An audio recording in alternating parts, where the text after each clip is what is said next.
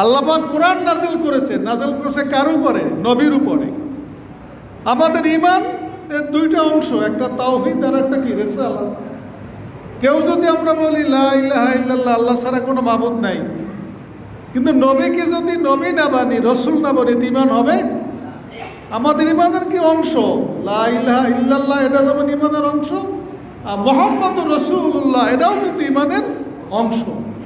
রসুলকে রসুল মানা, বরং তাই না, বরং রসুলকে শেষ নবী মানা, এটাও কিন্তু আমাদের বর্তমান সময় ঈমানের কিন্তু এইটা অংশ।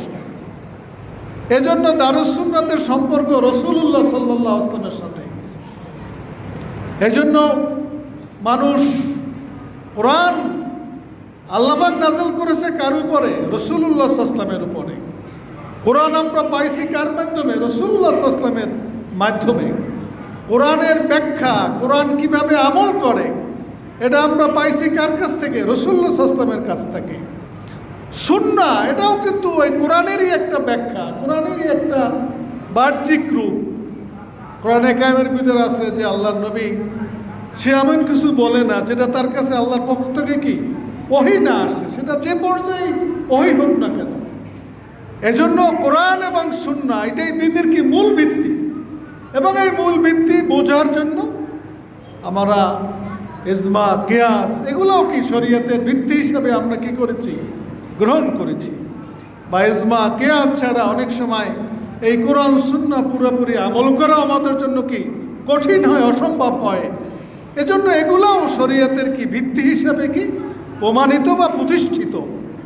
আল্লাহ তাআলার কাছে দোয়া করা যে আল্লাহ তুমি এই মসজিদকে কবুল করো, তুমি হেফজুল কোরআন মাদ্রাসাকে, দারুস সুন্নাত হেফজুল কোরআন মাদ্রাসাকে কবুল করো। খুব দরকার আল্লাহর মাকবুলিয়তের জন্য।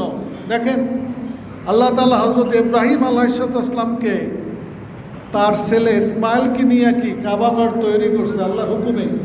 কোরআনে কারিমে বিস্তারিত বর্ণনা আছে, সময় নাই। আল্লাহর হুকুমে আল্লাহর নবী ইব্রাহিম আলাইহিস সালাম তার ছেলে সেও নবী ইসমাইলকে নিয়ে কি আল্লাহর ঘর কাবা নির্মাণ করছে। নির্মাণ করে দোয়া করতেন যে রব্বানা তাকাব্বাল মিন্না ইন্নাকা আনতাস সামিউল আলিম, আল্লাহ এই যে ঘর নির্মাণ করলাম তুমি কবুল করো। দেখেন আল্লাহর ঘর, আল্লাহর নবী আল্লাহর নির্দেশে জিব্রাইল ঠিক করে দিয়েছে যে কিভাবে বানাইতে হইবে। এরপরও দোয়া করতেছে যে আল্লাহ তুমি কবুল করো। দেখছেন নি কায়দাটাকে? একজন বান্দার আল্লাহর প্রতি বিনয়, আল্লাহর প্রতি মহতাজ কত। এই জন্য আমরা দোয়া করি এই মাদ্রাসার জন্য, এই মসজিদের জন্য, বা এই মসজিদ মাদ্রাসার